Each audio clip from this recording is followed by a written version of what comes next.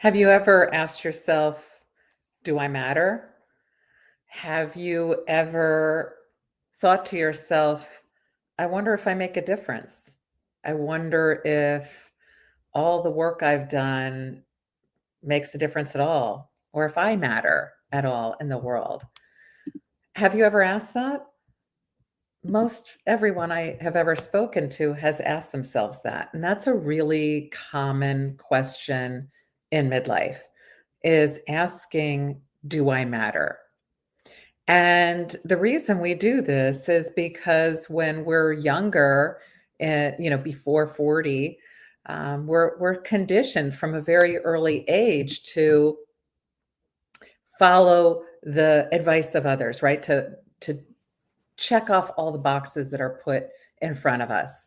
So we go to school, we are asked, what do you want to be when you grow up? And then you start to work towards that. And then you go out and you get a job or you go to graduate school.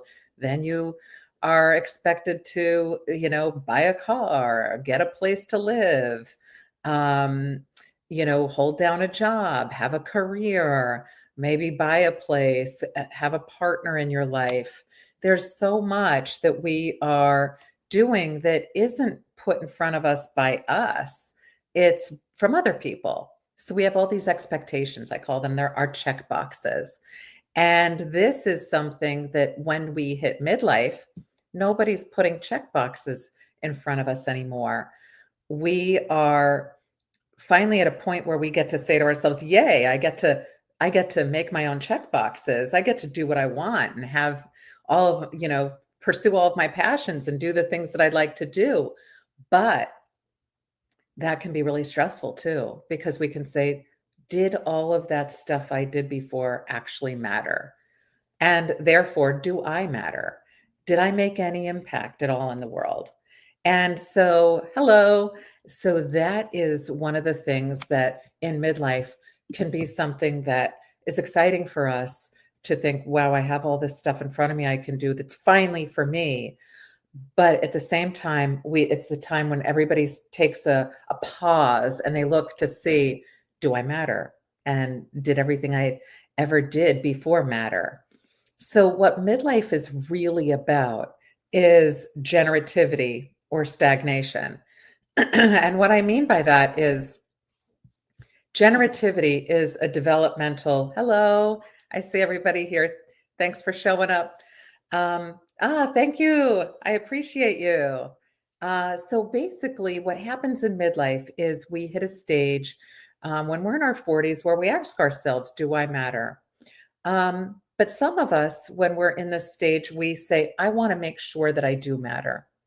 I'm going to do things like give back.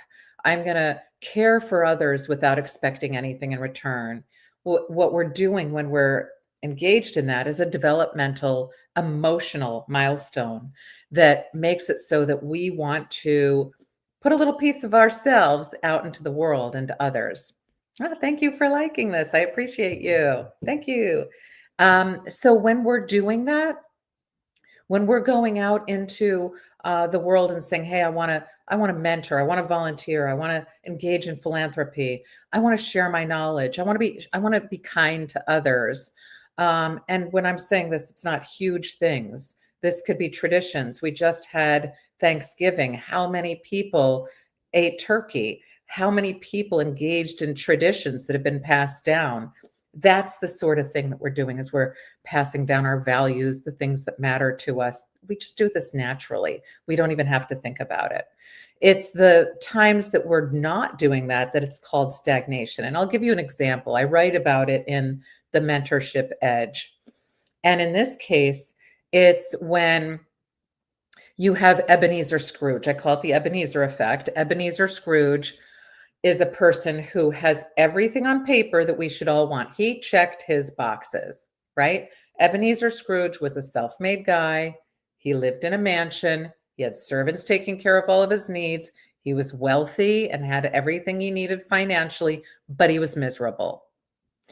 So I've met people like this. We all have people who are, they've got it all going on paper, but they don't have it all going on in terms of how they feel or how they are interacting with others. So Ebenezer Scrooge was that guy until he had his epiphany and started to give back.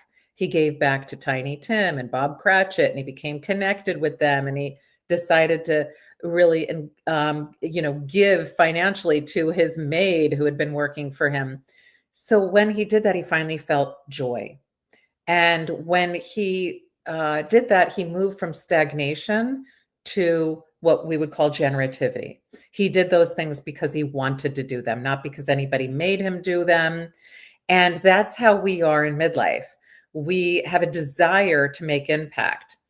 And it's something that can take some of us a little longer than others, and that's okay. There's no time frame on this. But we're built to do this. This is the same as walking and talking. And that's really what midlife is about. It's about getting to the point where we say to ourselves, do I matter? Did all this stuff I worked for mean anything in the end? And we have that question. And then that's when we can say to ourselves, okay, I think that some of this stuff matters. I maybe felt good about it, or maybe I didn't. This is the time you can make the change. If you feel like you didn't matter or none of that mattered, you can change that. If, on the other hand, you feel like it all did matter, you can keep doing it. You can do more.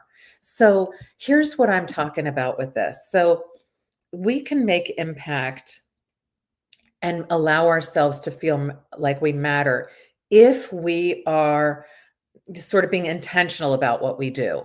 And this can be as simple as opening the door for somebody, who is coming in after you and holding it for them.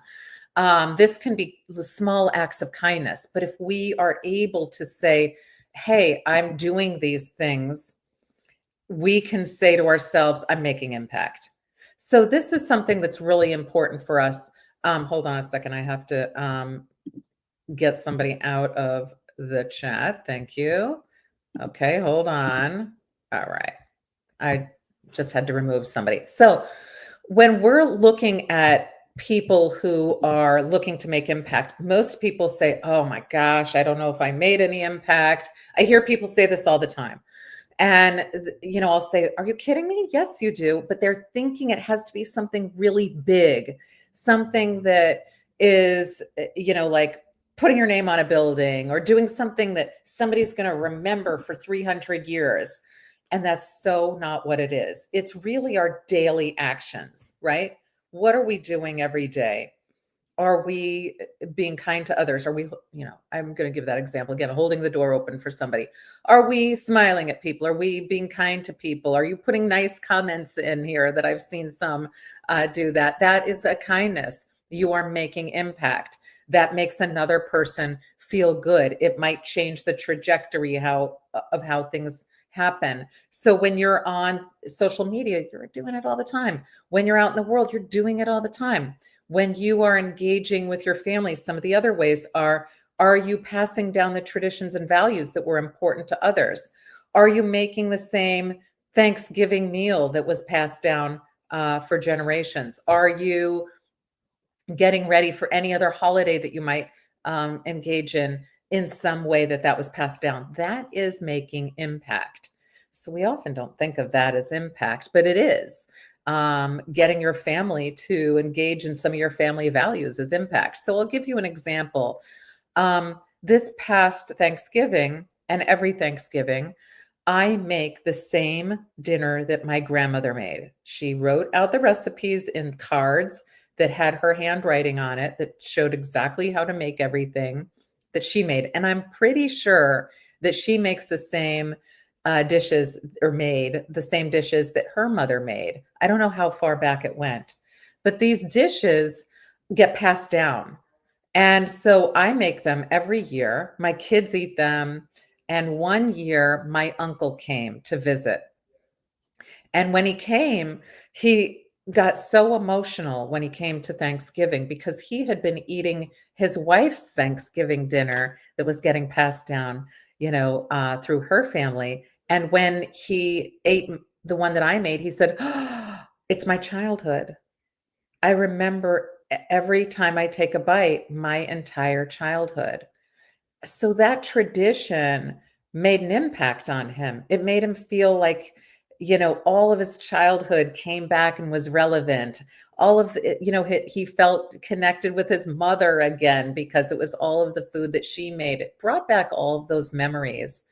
So when we're making impact every day, most of us don't acknowledge it. We're not intentional about it. We just go about our day doing impactful things, but not thinking about it. So we don't give ourselves credit. We don't think we're really making impact. We are just going about our day. And I would say if we're able to be really impactful and to continue doing it, we need to make sure that we're noticing that for ourselves. And when we see somebody else doing it, that we're telling them, "Hey, you're making impact. You are passing down something that is from our family that makes a difference and it matters." When we speak to others and tell them, it really does make a difference and it helps that impact to continue. You want to do it over and over again. You get a really good feeling. It's like um, getting the same endorphins that come through with a hug or something like that that we get when we feel like we are making a difference in somebody's life. So you can do all of this. It doesn't have to cost a dime. Most people think that making impact requires some kind of money. It doesn't. It's how you make a person feel. It's how you're making the world feel. It's maybe getting involved in your community and doing things, but it's really not the physical thing, right? Most people think that you're passing down physical things and that's what's making an impact. But you don't know. There could be a fire, there could be a flood, there could be something. And then is all of your impact gone? It's when we can say all of the values that I have or the things I've worked toward matter. And if you feel there's a gap in something, that you can fill it in and say, I'm going to start to do things that matter to me now. So look at every tiny small act that you make as a legacy. It could be anything. You help another person with the project that they're doing. You inspire somebody to keep going on something that they're doing. You're encouraging somebody. All of those acts are you building legacy because you're making a person feel differently. You're putting your energy out there and people are taking that in. And that's how we make impact.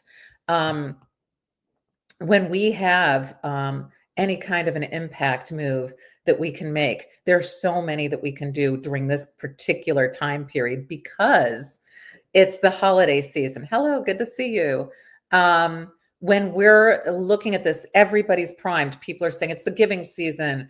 Everybody gets excited to give and to do and to make impact. And this is the time that if you start it now, it'll help you to continue it on past this season if you are being intentional about it and acknowledging what you're doing. So if you say, yeah, I donated to a cause that really matters to me. I volunteered at a turkey drive right before Thanksgiving. That made me feel good. I count that. I was able to say, oh, that mattered. And I think I made a difference by doing that. Those are the kinds of things that we can do. And we might say, wow, I liked that enough. I want to go do another one of those after the holiday season is over. So I really think that, if I were to say to you, hey, there's one thing I would love if everybody would do is if keep track of your intentional impact that you're making, that it doesn't have to be that you write it, but that you actually acknowledge it to yourself that you're doing it. Because at the end of the week, if you were even to say, gee, every day I did, 3 acts of kindness, or even if you do one, I always say that do the 1-to-1-to-1 ratio, which is do one act that's amazing, that makes impact with one person on one day. That's all we have to do. And that becomes an enormous bank that builds legacy. And a lot of people think, well, I won't see that legacy later. It's not for you to see, it's for others to remember how you made them feel. It's for you to be carried on and somebody else with the feeling of you being, hey, you're a person that makes me feel great. So be honest with yourself. Do you ever wonder, have I done enough with my life? This is not a crisis if you say, I'm not sure that I have. It's a developmental stage. This is one you're supposed to get to in midlife. Midlife is designed to make you ask, what is my impact? So if you are feeling that way, you are normal. That is expected when we're in midlife to feel like that. And it doesn't have to be exactly in midlife, right? It could be a few years in either direction, but that's something that we can have some control over. Um, in this live, if you walk away with just knowing why you matter, that's great. And how you can make impact without spending a dime, that's great. And how you can see a tiny daily action as legacy, that's great. That's all you need to get out of this, is that you can know that every single day you are really making a difference in the world. You do matter. So if you are in midlife, let me know. Um, what is your age? And if you've ever thought, have I done enough with my life? Let me know. I'll tell you, you are not alone. This is so normal.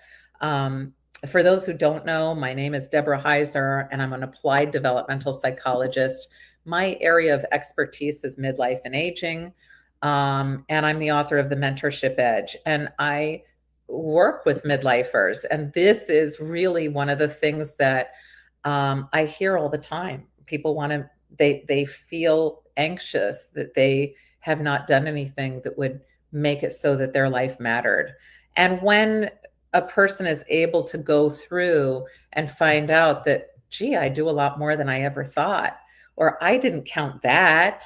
Like most people don't count small acts of kindness, like holding the door for somebody, smiling at someone, giving a person a compliment, saying something, oh, you're 23, you've got time, you can make more legacy than anybody, starting at this age.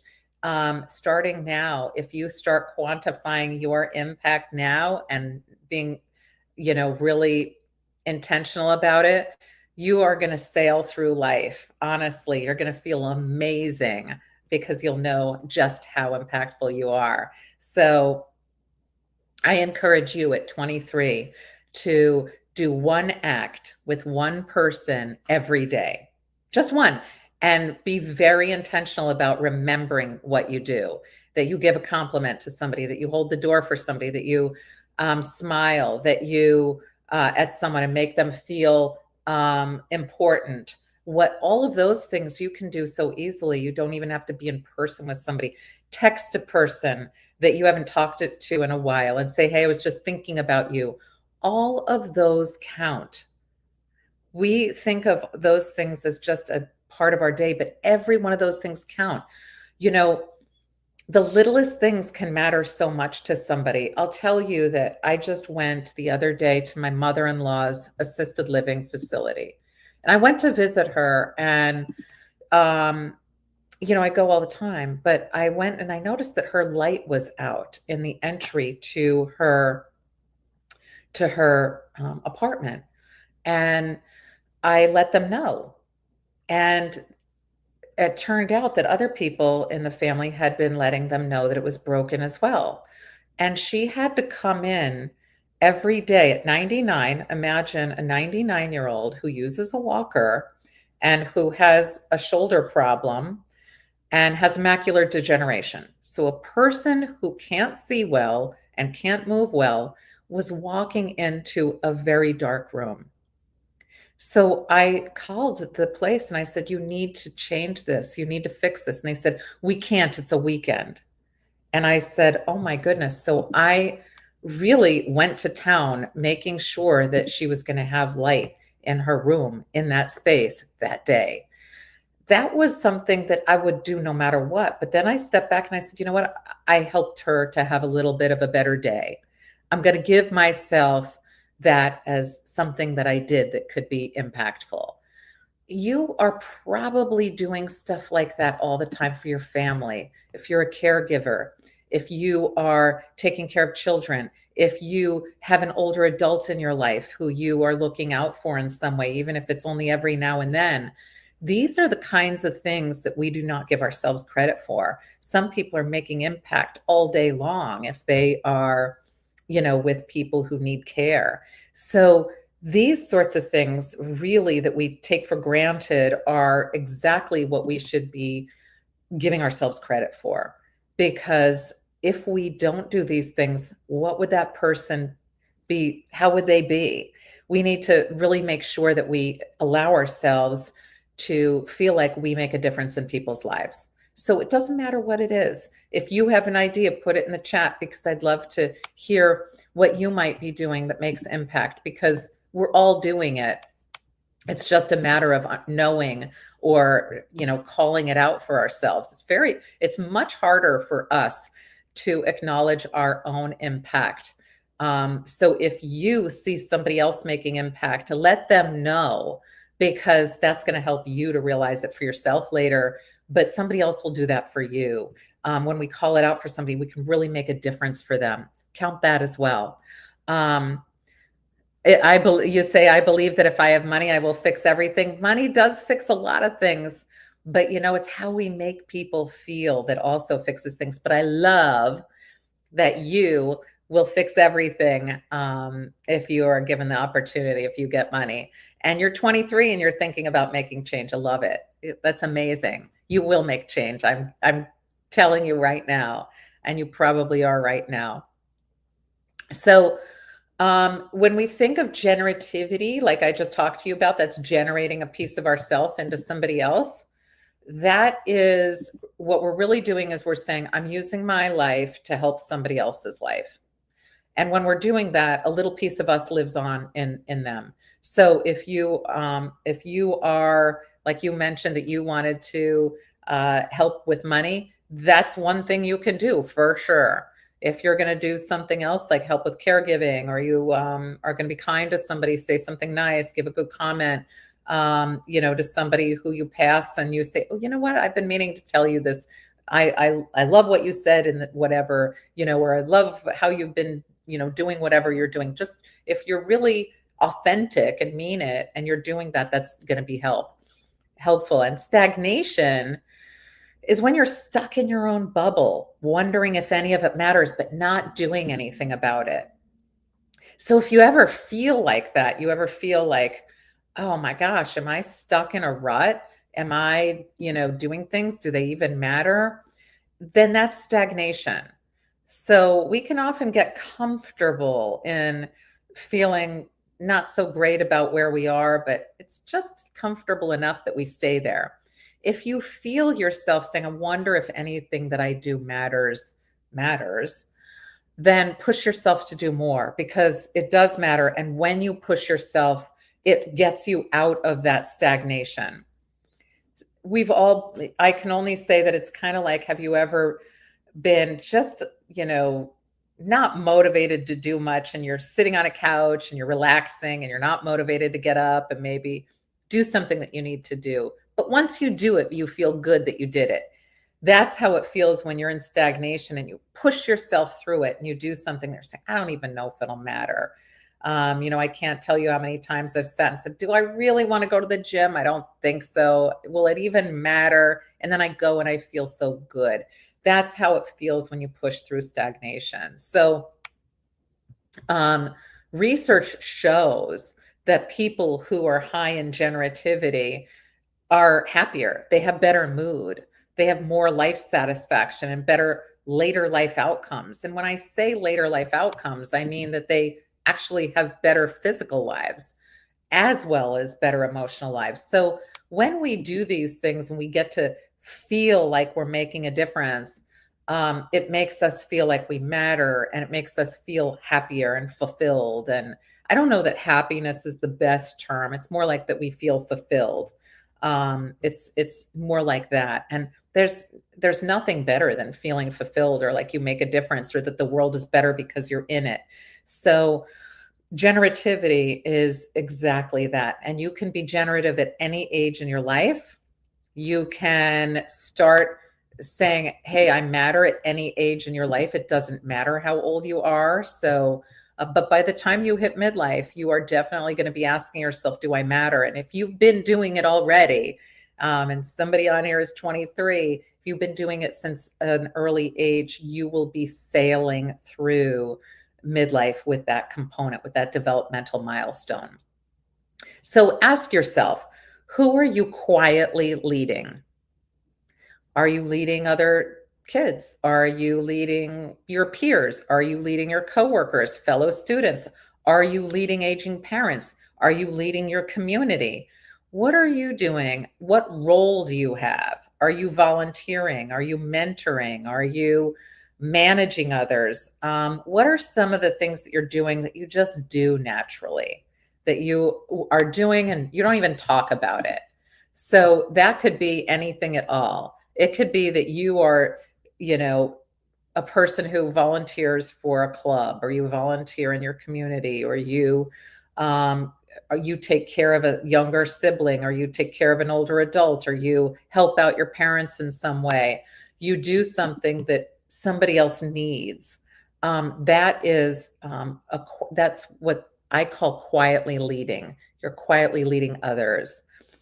So give yourself some thought, time to think about that. And that's impact.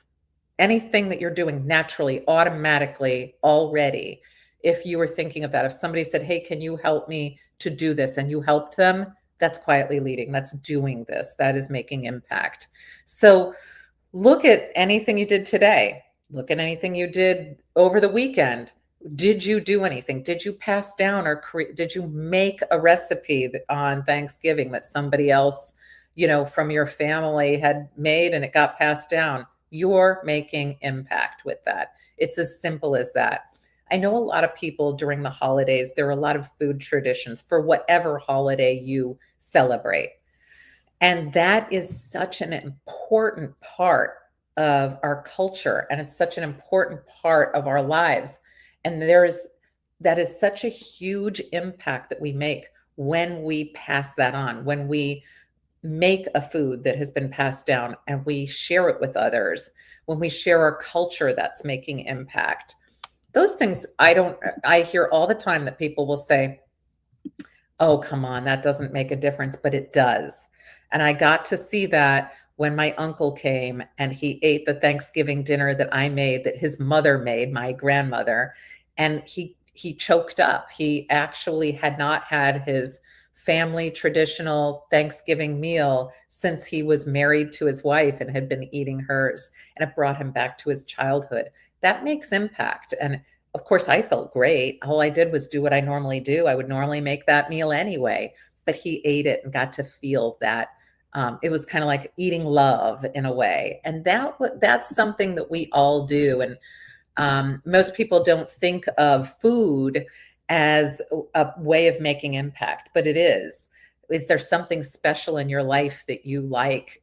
Anything at all that are your values, your culture, your traditions, your religion, whatever it is, those are things you can do and they don't cost anything. So that's impact. You're already leading. You're already making a difference. You matter. You doing these things make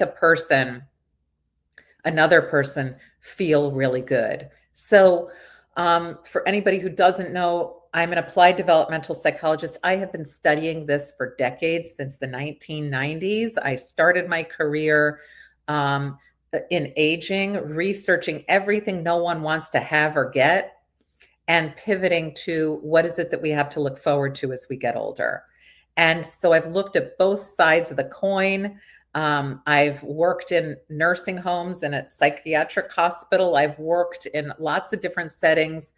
I, have coached, from people from CEOs to, teachers to all kinds of individuals who've done things. And I've heard from so many people that you would be so shocked that they think that they don't have an impact, or that they might not have made a difference. And sometimes it just requires having somebody else tell you, hey, you did this, that's impact. You did that, you made somebody feel good, that's impact. Oh, you shared your tradition. Where is that now? Oh, your daughter now makes what you made. Oh, great, that's impact. Oh, you now have friends eating what you, oh, thank you. I appreciate you saying that. These are the kinds of things. Your friends now eat what you ate. You shared your culture. Amazing. That's impact. Anytime we're doing that, it makes our lives matter. It makes impact something that, maybe you didn't know about, but you actually were doing it. So some of the emotional things that we could do are giving really maximum meaning to things. So that could be a meal. Have you ever had a meal that you remember? It made such meaning for you. It's just the vibe you get from it. When you eat it again, you feel that same feeling again. Those are the kinds of things that don't have any money attached to them. They just feel good. That's impact. It's emotional impact. And most people think they want to make impact with money or things, but I remind people that you can save all of the trinkets that you have or whatever you might have. What if there's a flood or a fire? What if something happens and you don't get to keep it? Does that mean that you don't have any impact, that your legacy is gone? No, it doesn't. Because all along you have been making emotional impact that you probably haven't been counting or, you know, giving yourself credit for. So think about all of the different things that you do, like listening without fixing. Has anybody ever asked you, they just needed to vent and you listened and you didn't offer a solution, you just listened? That's making impact. Have you ever needed to do that for yourself and somebody did that for you? They made impact. A person feels good when they feel like somebody's there for them. Have you ever checked in on someone who's grieving? It's super uncomfortable for a lot of people, but when we do that, it makes a big difference. You know what? You're saying you're 23 and you're saying I have one problem, the lack of consistency. It's okay. You're 23. You've got the whole rest of your life to continue making impact. But I'll tell you this. Here's one thing you can do. First of all, you don't have to be consistent. Do it when acknowledge it when you know it. But you just have to do one act with one person on one day. So that could be that you text somebody and check in on them. That's something you can do. You don't have to do that one act every day, but then the next day you could do something like hold the door open for someone. The next day, listen to somebody without fixing their problems. Just listen to them, let them vent. If you know somebody's grieving, you reach out and you say, "How are you?" You go to the funeral, you go to the wake, you go to the, whatever the service is that a person is having. If you're caring for somebody, if you're a caregiver, you are making impact. You might be doing it every single day, so you don't feel like you're making impact, but you are. You've changed that person's life in some way. It does impact. Yeah, you're right. Um, another thing is a person who's newly retired, checking in on a person who's newly retired. Most people think they don't need to do that, but that is oftentimes the exact time a person needs to be checked in on because everything's new for them. It feels so different, and getting them out and connected with people is so important. So if you've done one act in one day with one person, that's consistency. So if give a compliment, if you do something kind to somebody, you have been making impact on here. You are making me feel relevant by communicating on this chat. You have accomplished your one act with one person in one day today. If you go on and you do this with another person tomorrow, you are still doing that. That's what you're doing that you may not think it makes a difference, but it does. It makes other people feel relevant. That is impact. Emotional impact is the kind that you can't take that away if there's a flood. You can't take that away if there's a natural disaster. It lives on forever.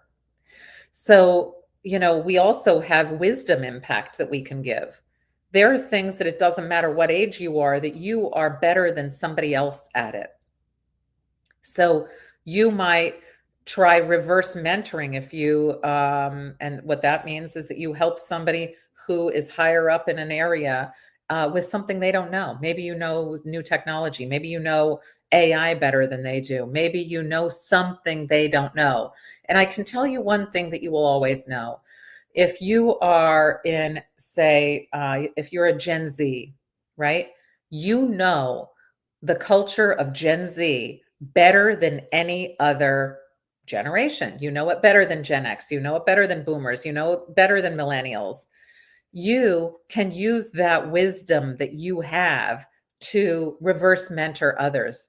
Imagine if you go and you are a company and you're trying to market to people who are in their 20s, and you don't have anybody sharing their wisdom on what it's like to be somebody who's Gen Z. Well, your sharing that information is considered to be reverse mentoring. That's a wisdom impact. You're sharing what you are expert in with somebody else. So there are a lot of people who will say, I wish, here's what I wish I knew at age 25 or at age 35 or at age 45. Well, you can help them to get there no matter what age you are. And that's mentoring. So mentoring doesn't have an age attached to it. You can mentor at any age. I wrote all about it in The Mentorship Edge. It's a book that I wrote. You can get it anywhere you buy books, but there's a lot in there about the different ways that we can make impact through mentoring at any age in many different ways like even digitally that we never used to be able to make impact. You can make impact using your wisdom in things like podcasting, in blogging, in social media. If you go on social media and you are connecting with others, you might be sharing some of your wisdom in that way. And that is the modern way that we can mentor. And you can also do things like give informal career advice to people, networking introductions. If you're introducing people and connecting people and helping them, that's helpful. That is a wisdom impact. If you are helping a person to navigate college or job or with a job search or a college search or giving guidance in that way, that's a wisdom impact. So you might be doing all of this at any given time. I live in the US. How about you? Where do you live? So there's also community impact. This is stuff we do all the time. So many people are involved in community impact and they don't even realize it. So this is volunteering your time. This is when you volunteer time, but not money. When you help at an event, somebody says, hey, can you give me some help? And you help them out. That's a big one. If you sit on a board of a company, if you get involved with a local school, if you get involved with your faith community, that's absolutely community impact. A lot of people are very regularly involved in their faith community. That is community impact. And advocacy. A lot of people advocate for people and they don't realize that they're doing it, but they really are. If you're standing up for someone or something that you believe in, that is making community impact. If you're spreading the word of something that you believe in, or you are promoting things, that is community impact. So, another thing that makes impact is civic engagement, just going out and voting. That is making impact. A lot of people take that for granted and don't think of that as anything important, but civic engagement in any kind of way is very important. Mentoring, caring for others, all of these things are at the core of generativity, and every single one of them, research shows, is linked to better well-being.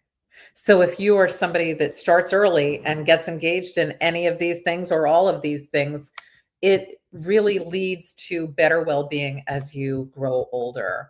Um, another thing that a lot of people think that a small act is no act.